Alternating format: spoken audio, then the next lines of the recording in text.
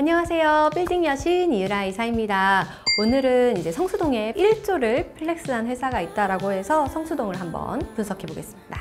저번에 저희가 영상에서 무신사에 대해서 말씀을 드렸는데 무신사만큼이나 아니 더욱더 성수동에 주목하고 있는 회사가 있습니다. 바로 크래프톤이라는 회사인데요. 여러분들 성수 이마트 아실까요? 이마트를 바로 인수한 회사가 바로 이 크래프톤입니다. 크래프톤은 대표적으로 배틀그라운드라는 게임을 만든 회사입니다. 여자분들도 많이 배틀그라운드 하시던데 굉장히 세계적으로 유명한 그런 게임이에요. 기업 가치가 10조에 이른다는 얘기를 들었습니다. 어쨌든 한번 성수동에 어떤 건물들을 샀는지 분석해 보겠습니다. 크래프톤 같은 경우에는 2020년도부터 성수동 2가 276-9번지 건물을 176억 원에 매입을 했습니다. 대지는 187제곱이고 이제 평당 9,400만 원에 매입을 했습니다. 최근에 이 근처에 그 준호 헤어 법인이 대지를 평당 2억 정도에 매입을 했습니다. 그렇게 보면 3년밖에 지나지 않았지만 시세가 2배 정도 올랐습니다. 이 건물이 중공업 지역이어서 건물을 높게 올릴 수 있다는 장점이 있는데요. 하지만 따로 현재 건축 행위는 하지 않고 있습니다. 그리고 바로 옆에 이어서 건물도 구입을 했습니다. 2020년에 이제 성수동 2가 276-2번지 대지 701제곱을 총 650억 원에 매입을 했습니다. 평당 9,272만 원에 매입을 했어요. 이 주변 대로변으로 고가가 있는데요.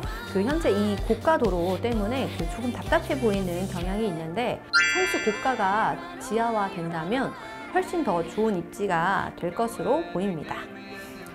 그리고 2021년도에 이제 성수동 이마트 건물을 크래프톤이 매입을 했습니다.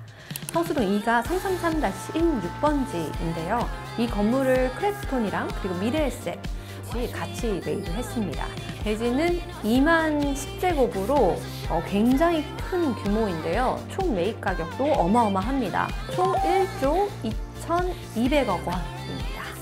평당 1억 9천만 원에 매입을 한 건데요. 현재 건물은 공사를 하려고 펜스가 쳐져 있는 상태이고 이 건물은 이 용산의 아모레퍼시픽 사옥을 설계한 분이 맡아서 설계를 진행하고 있습니다. 조감도도 나와서 굉장히 아름다운 건물이 예상이 되는데요. 정말 멋진 건물이 지어질 것으로 예상되고 있습니다. 2027년을 목표로 완공할 예정이라고 하고요. 연면적이 무려 6만 6천 평이 되는 건물이 예상됩니다. 중공업 지역이다 보니까 건물 면적을 최대로 활용한 모습이 돋보이고요.